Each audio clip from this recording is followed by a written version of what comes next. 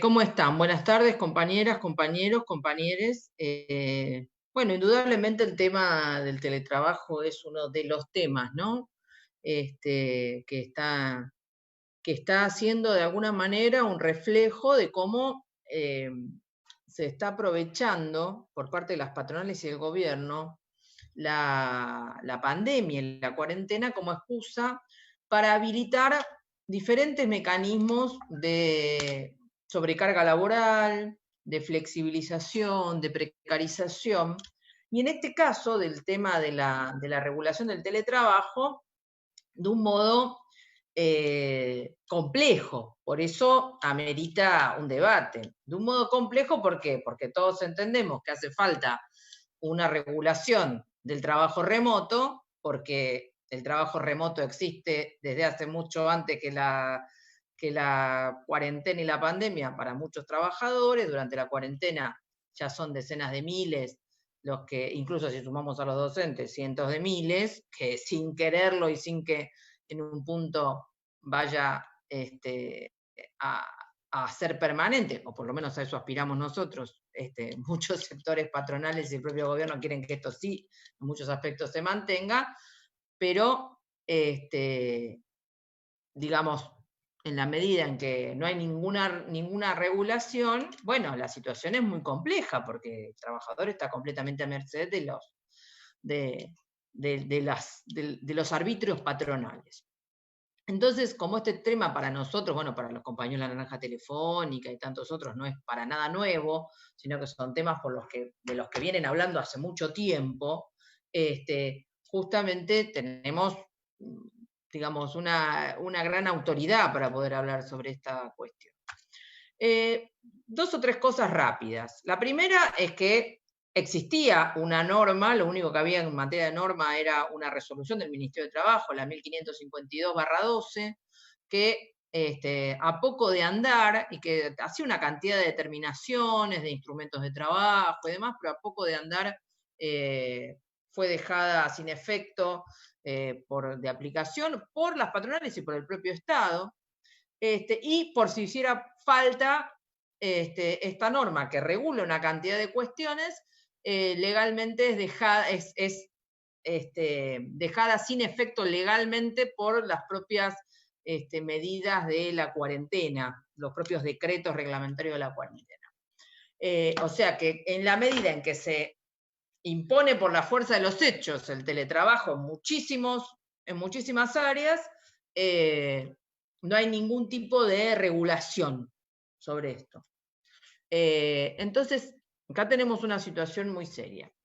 Un tema que quiero dejar digamos, desde el vamos aclarado, y que incluso lo pusimos en nuestro proyecto de ley por las dudas, es que nosotros, desde el Partido Obrero, desde el Frente Izquierda, desde el clasismo, no es que estamos en contra de los avances técnicos, ¿no? Porque ¿qué le gusta asignarnos a los sectores patronales, incluso a distintos sectores de gobierno, incluso al sector de la burocracia sindical? Que más o menos nosotros queremos vivir en las cavernas, ¿se entiende? A pico y pala, y todo aquello que hay algún tipo de avance tecnológico lo rechazaríamos, ¿no? Entonces que somos unos retrógrados, que defendemos los convenios del 75 porque no queremos avances tecnológicos. No, nosotros defendemos los convenios del 75 y defendemos los convenios colectivos de trabajo, porque son justamente los principios de defensa del trabajador. Ahora, hemos visto sobradamente en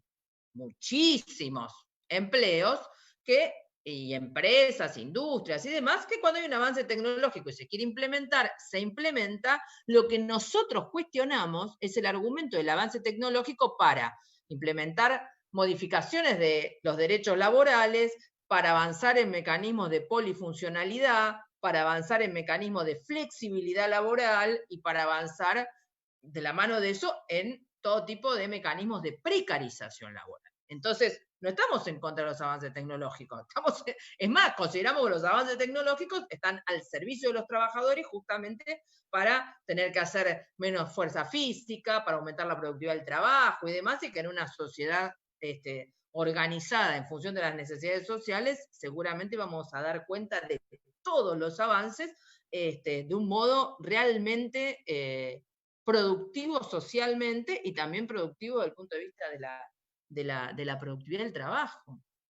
Entonces, esto es un primer tema, porque si no, parece que los que nos quieren avasallar en todos nuestros derechos fueran los que están con la modernidad y los avances, y nosotros, gente que atrasa. Y nosotros no atrasamos, nosotros al contrario, somos partidarios de efectivamente toda cuestión que signifique un avance de la ciencia y la técnica puesto al servicio de las necesidades sociales, no de la ganancia capitalista, que son dos cosas diferentes. Bueno, entonces, dicho esto, tenemos que decir que tenemos una primera situación que ya demuestra cómo es lo contradictorio del argumento de este proyecto de ley que tiene media sanción de teletrabajo. El apuro por tratarlo, siendo que durante 15 años no se molestaron en avanzar en el tema, vino con el argumento de la cuarentena y las decenas de miles de trabajadores que ahora estaban trabajando en forma remota. Y sin embargo, luego de los reclamos de las distintas cámaras patronales, que ahora me voy a referir a eso, terminan aprobando una media sanción que dice que se va a poner en marcha recién 90 días después de que terminen las medidas de cuarentena. Ah, pero ¿y entonces cuál era el apuro? ¿Se entiende? O sea, lo que se argumenta como una protección del trabajo para una cosa, después claramente aparece negada en la propia media sanción que se aprobó. Esto es un aspecto importante porque las cámaras patronales reclamaban todavía más, 180 días. Y este artículo se introdujo después que vinieron las cámaras patronales a hablar en la Comisión de Trabajo. Porque el argumento era que entonces, bueno, muchas pymes, vieron que siempre hablan de las pymes, ¿no? Muchas pymes no van a tener los recursos para poder garantizar que el trabajador trabaje. Ah, ¿y los trabajadores sí tenemos los recursos durante toda la cuarentena? Usamos nuestra computadora, usamos nuestra conexión, pagamos internet, pagamos la luz, pagamos el gas. ¡Fantástico! En nombre de los que, de las pobres empresas y empresarios que no tendrían los recursos, nos jorobamos todos los trabajadores. El argumento es fantástico, ustedes se dan cuenta.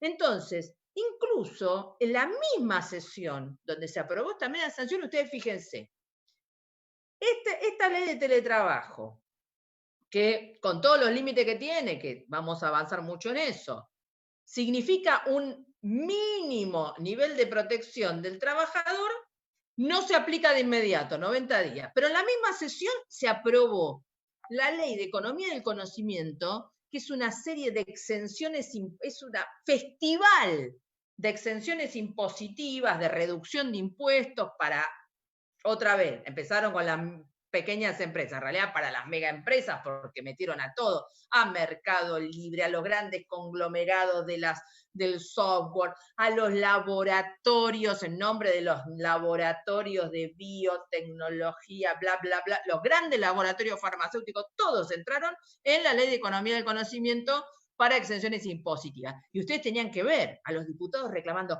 esto tiene que aprobarse ya, y ponerse en marcha ya, porque si no las empresas, miren qué interesante, y lo dijimos en la sesión, miren qué interesante, aquello que era, incluso nosotros lo estábamos criticando, y no lo estábamos votando, y nos estábamos absteniendo por los elementos que deja abierto, pero aún así era una mínima protección y regulación en beneficio del trabajador, eso no, que espere para el futuro, en otro momento, 90 días, 180, en otra ocasión. Aquello que era un subsidio empresario, de inmediato, y de hecho se aprobó y de inmediato, ¿no? Entonces para los mercados libres, para todo, Galperín, todo grandes beneficios. Entonces para que vean cómo funcionan las cosas y las contradicciones. Entonces, ya, obviamente, el argumento de vamos a proteger al trabajador, apuremos, y aunque sea una ley imperfecta, avancemos porque vamos a proteger al trabajador que está sumido en el teletrabajo forzado, no, ya se demuestra que no es. En algún momento, quizás a lo mejor, simplemente. Siguiente problema. ¿Cuándo vino las cámaras empresarias? Siempre es interesante escuchar las cámaras empresarias porque se escucha en primera persona lo que luego los diputados disimuladamente van a tratar de interpretar, ¿no? Entonces viene el lobista en primera persona y después están los empleados del lobista que vienen a ser los diputados y los senadores, ¿no? Después llenan de un montón de palabras, pero en definitiva es esto. Vienen y entonces la Unión Industrial, que trajo a dos chicas que probablemente son empleadas de la Unión Industrial, no tenían pinta de ser dueñas de nada, pero sí empleadas muy convencidas de defender los intereses patronales, defendieron un concepto que fue interesante. Ellas reclamaron, y después furiosamente lo defendieron las cámaras del software, que muchas se decían que eran cámaras pymes, ¿no? Y eso insisto en que efectivamente cuanto más representantes de empresas supuestamente más pequeñas, más patronales los reclamos, era el tema de que era imposible determinar y controlar la jornada laboral. Imposible. Imposible, porque entonces, ¿cómo sabemos si el trabajador no se puede controlar, si cumple las horas, si no cumple las horas?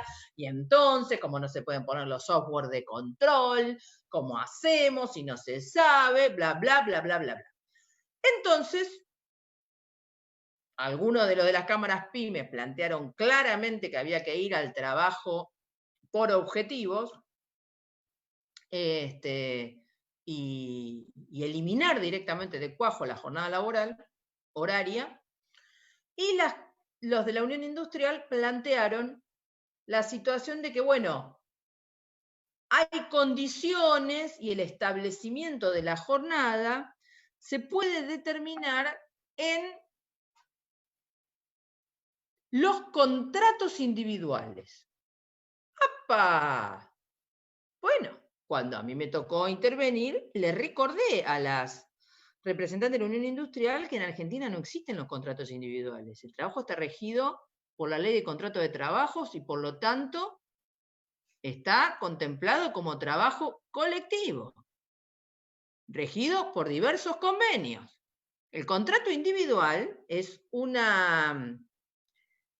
es un deseo profundo de las patronales y que quieren meter en la reforma laboral, por ejemplo, la que andaba dando vueltas durante el macrismo, y que se aprobó en Brasil, que es, entre otras cosas, contemplar el contrato individual. O sea, ya no el contrato del trabajador de determinada rama bajo el convenio de esa rama, sino el contrato individual donde fija las condiciones el trabajador con el empresario, que por supuesto nunca van a ser ni igualitarias, ni equivalentes, ni nada, porque el poder de la patrona sobre el trabajador es claro que siempre va a imponer condiciones negativas. El único sector que está permitido en los contratos fuera de convenio son los sectores gerenciales, de supervisión, etc. Entonces le tuve que recordar esto, porque como a la pasada ya metían la cuestión de los contratos individuales. Y fíjense que entonces luego de esta reunión aparece en la media sanción, no solo aparece lo del límite del tiempo, sino aparece que la jornada laboral va a ser fijada o por horas o por objetivos. Bueno, esto es una cuestión que es como retroceder al siglo XIX. Este es el viejo y querido trabajo por tanto, porque ni siquiera es la idea de un salario básico, ¿se entiende? Así como está definido, ni siquiera es la idea de, bueno, un plus por productividad, un premio por producción. No, si se define por objetivo, directamente va el trabajo por objetivo, ¿se entiende? Entonces, es realmente escandaloso, nosotros lo denunciamos muy fuertemente, era algo claramente invotable para nosotros, porque, digamos, arrasa con toda la legislación laboral que está vigente. Luego, hay 2 o 3 aspectos que son muy importantes. Voy rápido porque así no no ocupo tanto tiempo. Hay 2 o 3 conceptos que son básicos. Un primer tema que tiene que ver con que tanto los instrumentos de trabajo, le hace computadora, silla, etcétera, deben ser provistos por el empleador, por la patronal. Segundo, que los gastos internet básico para poder desarrollar la tarea, pero además luz, servicios varios para poder funcionar. E incluso nosotros planteamos en nuestro proyecto que se tiene que reconocer un plus equivalente al alquiler de un monoambiente, porque en definitiva la patronal se está ahorrando el alquiler o la compra de un espacio donde funcione la empresa. Y ustedes saben que aparte de todos los espacios, sean de oficinas, sean fábricas, sean para instalar call centers o instituciones bancarias y demás, son especialmente caros. Es más, especialistas que estuvieron saliendo en los medios en ese periodo, demostraron que hay no solo jurisprudencia en Francia sobre este tema, sino que hay investigaciones sobre que aún teniendo que pagar por el uso del espacio, o sea, la casa del propio trabajador, o si el domicilio no tiene las condiciones para poder desarrollar la tarea, el alquiler efectivamente de un espacio para desarrollarla, aún así las empresas se ahorran una cantidad de dinero que es enorme, enorme. De lo que significaría el funcionamiento concreto, logístico y físico de la empresa. Bueno, todo esto que nosotros planteamos en nuestro proyecto, aparecía estar una parte, que es lo del instrumento de trabajo y los gastos, en el proyecto de la media sanción, pero al pasar de los días y de las reuniones, ¿cómo quedó definido? Bueno, de un modo enormemente difuso. Dice que sí, que los instrumentos de trabajo lo deberá proveer sin definir cómo, y se va a definir en las convenciones colectivas de trabajo, y dice, se deberá determinar cuánto es el porcentaje de los mayores gastos en el que incurre el trabajador y por lo tanto que deberá hacerse cargo la patronal. Ahí, en esa propia redacción, después nos llamaba la atención una abogada laboralista amiga nuestra, que incluso la redacción es peor de lo que pensamos. Porque nosotros, ¿qué decíamos? No está definido en el artículo cuál es el porcentaje. Nosotros entendemos que tiene que ser el 100%, pero aunque supongamos que no sea ese ideal, bueno, que se defina un porcentaje, porque definido las convenciones colectivas, por empezar, ya en la implementación no hay nada, y después, imagínense el tironeo en el que entra la definición. Pero justamente esta abogada amiga, muchos de ustedes la conocen, María Alicia, nos dijo, no, la redacción es peor, porque como habla de los mayores gastos y la tarifa de conectividad es plana, en general, no es un mayor gasto. Si la casa tiene internet, no es un mayor gasto. ¿Se entiende? Entonces, encima, la redacción, al poner mayores gastos, es todavía peor que lo que nosotros estábamos denunciando. Yo cada vez me veo más contenta de no haber votado la media sanción, porque cada vez que uno lo estudia más problemas le encontramos. ¿Sí? Bueno, entonces, este es un paquete de temas. Ustedes fíjense cuán indefinidas quedan las cosas y además como temas muy claros sobre los cuales hay jurisprudencia. Por ejemplo, en Francia no se han tomado en cuenta ni de casualidad. Luego el otro aspecto tiene que ver con el tema de el consentimiento para la implementación del trabajo remoto, el derecho a la reversibilidad y el derecho a la desconexión. 3 aspectos fundamentales. Bueno, en primer lugar, nosotros planteamos no solo que el derecho a, digamos, que la aceptación del trabajo remoto o teletrabajo debe ser aceptado por el trabajador, sino que tiene que ser decidido colectivamente, porque también la decisión individual puede ser el resultado de una presión patronal. Te voy aislando, te presiono, te hostigo, hasta que dijiste que sí, firmaste el papel. ¿Se entiende? Entonces, por eso nosotros decimos que debe ser el resultado de una decisión colectiva de aceptar la modalidad. Pero además poníamos en el articulado un tema muy claro, que es que aquel trabajador que acepta el teletrabajo debe gozar de estabilidad por 2 años en el empleo. ¿Por qué? Porque para evitar que se convierta el teletrabajo justamente en un mecanismo de aislar a un grupo de compañeros, sea porque no le gusta la patronal o sea porque quiere reducir su plantilla laboral y entonces disimuladamente con el mecanismo del trabajo remoto va generando, ¿se entiende? Un despido hormiga. Primero lo saco de la oficina, lo saco del call, lo saco del banco, lo saco de acá, lo mando a la casa y después, como ya nadie se acuerda, un buen día, a los pocos meses lo despido. ¿Se entiende? Entonces, por eso el mecanismo de los 2 años de estabilidad laboral. Lo mismo planteábamos el derecho a la reversión inmediata y, por supuesto, el derecho a la desconexión respetando a rajatabla la jornada horaria de trabajo. Eso es lo que estaba planteado en nuestro proyecto. ¿Qué es lo que se aprueba en la media sanción? En la media sanción lo que se aprueba es que tiene que estar el acuerdo del trabajador, salvo, dice, caso de fuerza mayor. Sonamos.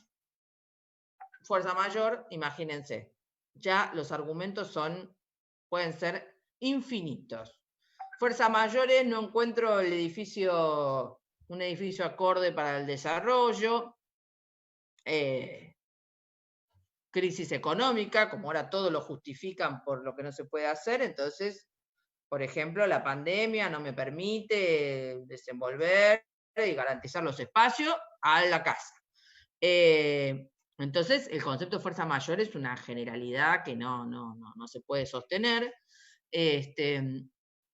Y el tema de la reversión, si bien quedó la idea de que efectivamente si el trabajador solicita la reversión se tiene que dar al lugar, pero dice, salvo causas justificadas. Otra vez sopa.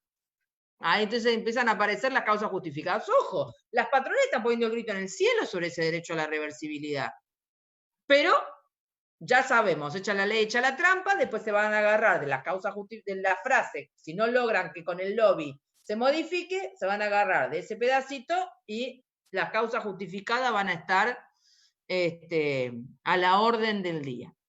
Tercer aspecto, ustedes se imaginan que el derecho a desconexión, si la jornada ya no es por hora, sino es por objetivos, el derecho a desconexión pasa a ser letra muerta. Porque ¿cuándo se cumplieron los objetivos? ¿Cuándo terminó la jornada de trabajo? No se sabe. ¿Se entiende? Entonces, y como el trabajo por objetivo no va a ser para que tengamos una jornada laboral más corta que la jornada horaria, sino que es al revés, sino sería un absurdo, es un saludo a la bandera. Pero vuelvo a las objeciones desde el punto de vista del derecho laboral, también, que nos plantean que incluso en la redacción de la ley está hecha al revés de la legislación laboral. Hoy por hoy la legislación laboral vigente plantea, por ejemplo, está encarada desde el punto de vista de las sanciones al empleador que no cumple las normas. Sin embargo, en la redacción de la ley dice que el trabajador no puede ser sancionado si ejecuta su derecho a la desconexión. ¿Se dan cuenta cómo se da vuelta el argumento? Entonces ahí viene otra advertencia de nuestra abogada amiga que dice, ojo, porque la forma en la que esto está redactado todavía es peor que como uno lo piensa, ¿no? La idea de que sea letra muerta y demás, incluso está pensado, incluso está redactado al revés. Bueno, luego nosotros hemos hecho una serie de planteos en relación a la cuestión del derecho a la organización sindical y demás, que en la ley están, como está aprobado, están contemplados, bueno, de una manera diferente. Supongamos que ese no sería el punto de vista más cuestionable, pero después se presenta como un gran logro el tema, por ejemplo, de que la jornada laboral debe adaptarse de acuerdo a la situación de cuidado, en el caso del trabajador o la trabajadora, si tiene hijos menores de 13 años, si tiene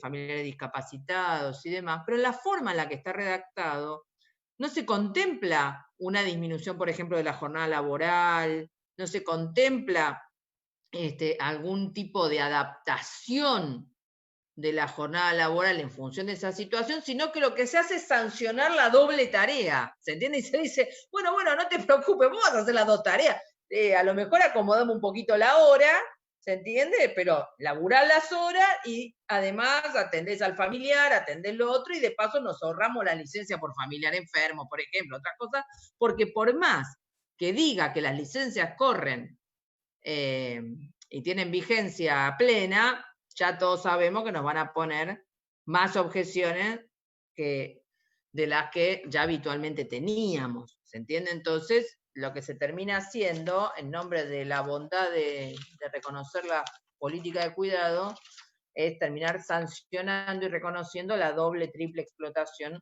en la que muchas trabajadoras o trabajadores transitan, pero sobre todo trabajadoras.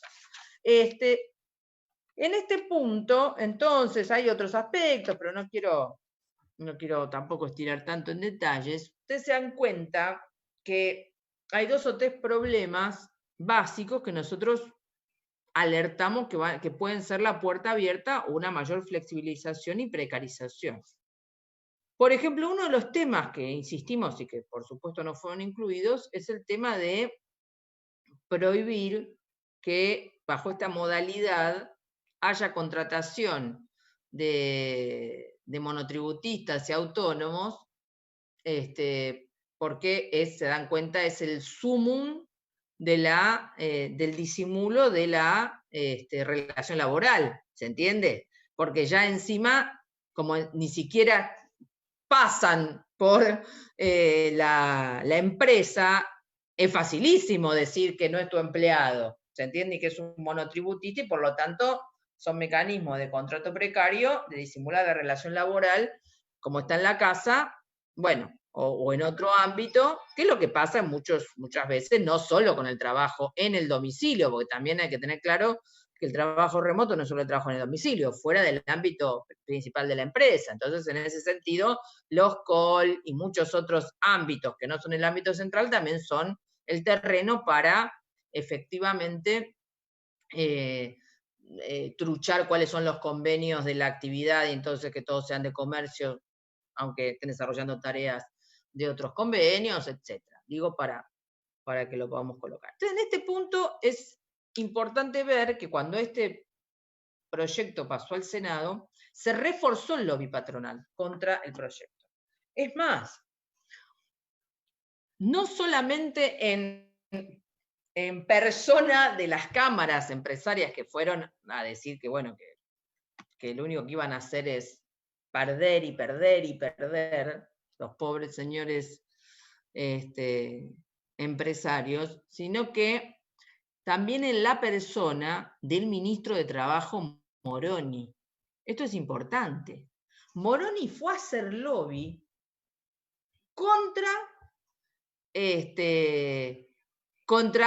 incluso algunas definiciones que nosotros denunciamos como imprecisas, pero que él consideraba enormemente detallistas. Y que, bueno, tiene que haber más arbitrio al acuerdo entre las partes. Moroni es un verdadero lobista de las cámaras empresarias, es infernal cómo ha intervenido. Por eso yo creo que nosotros tenemos que hacer mucho hincapié en que es necesario una norma, una regulación para que los trabajadores no estemos sometidos a la arbitrariedad patronal ampliamente, pero que justamente este tipo de normas aprobadas con la venia de la burocracia sindical, pero que no se enfrentan a los lobbies patronales, sino que intentan contemporizar con las cámaras patronales, no quieren pelearse con las cámaras patronales. Y entonces tenés, aparte cada vez más, ¿no? En el Congreso cada vez más están en persona muchos representantes de las centrales sindicales discutiendo en persona estos proyectos. La jefa de este debate fue Vanessa Siley del CITRAJU. Como no quieren chocar, porque su concepción es de viabilizar las presiones de los sectores patronales, terminan presentando y avalando proyectos que en nombre de defender a los trabajadores habilitan una cantidad enorme de arbitrariedades patronales, ¿no? Entonces, esto es importante porque incluso fue muy notorio que no pudieron defender el proyecto como originalmente lo habían escrito. Bastó que vinieran 3 cámaras empresarias, gritaran un poquito y ya modificaron todo el texto del dictamen, ¿se entiende? Ahora, después de todo este lobby que han hecho en el Senado, sin embargo, todo indica que, para no entrar en una crisis mayúscula, la orden del Ejecutivo fue que se apruebe como está. Porque si no tiene que volver a diputados, se va a armar un quilombo. Entonces, digamos, los compromisos que estarían adoptando es que gran parte de los problemas que los sectores patronales ven se resolverían en el decreto reglamentario. ¿Se ve? Entonces, allí también tenemos que nosotros alertar con todo esto que se viene. Bueno, básicamente yo creo que este rol de las direcciones sindicales, y en el cuadro actual, y con esto cierro, nos tiene que llevar a una importante conclusión, que es que justamente en el marco de esta pandemia, donde el gobierno y las patronales, con la ayuda de las direcciones sindicales, quieren descargar la crisis sobre los trabajadores, más que nunca importa la independencia política y nuestra intervención independiente del gobierno, de los sectores patronales y de la burocracia. Y esto es importante. Y es importante porque, por ejemplo, ayer,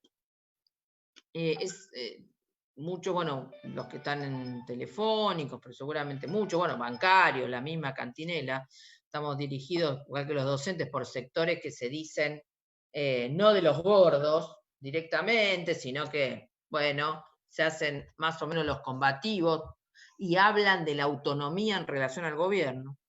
A ver si tenemos a los de la CTA que dicen, no, bueno, nosotros apoyamos al frente de todo, pero somos autónomos. Bueno, yo creo que hay que guardar el flyer del plenario nacional de la CTA de los trabajadores de ayer, la CTA de Yaqui, ¿no? Uno guarda el flyer y con eso se ahorra un montón de debates. ¿Quién hizo la apertura del plenario nacional de la CTA? Compañero Alberto Fernández. Así, no estoy exagerando. Compañero Alberto Fernández. Así estaba presentado, ¿no? Entonces, es interesantísimo porque compañero Alberto Fernández habría que volver a la recopilación de los videos hablando a favor de Repsol, reunido con Manieto, bueno, todas las peripecias del prontuario del compañero, entre comillas. Bueno, entonces si vos traes al compañero Alberto Fernández a abrir el plenario de la CTA, si haces un tuit como hizo Yasky 2 días antes, diciendo que era el presidente que más se había preocupado por defender a los trabajadores en un marco donde hay 300.000 nuevos despedidos, rebaja de salario, precarización por todos lados, la autonomía se les fue un poquito al cuerno. Entonces digo esto porque, bueno, los debates no es que uno todo lo resuelve con 4 frases, pero bueno, tenemos que estar munidos de todos los argumentos. Creo que en este sentido, más que nunca importa, por lo tanto, defender nuestra intervención de las agrupaciones que integramos, de las agrupaciones combativas, clasistas, nuestra defensa de la coordinadora sindical clasista y también del plenario del sindicalismo combativo, con el cual estamos desenvolviendo en todo este periodo, bueno, toda una serie de acciones de lucha, de plenarios, de jornadas en defensa de los derechos de las trabajadoras y trabajadores, y me parece que desde ese punto de vista, bueno, reivindicar nuestra intervención en esta etapa. Bueno, hasta acá. Disculpen si me extendí un poquito, pero bueno, era importante avanzar con algunas cosas. Gracias.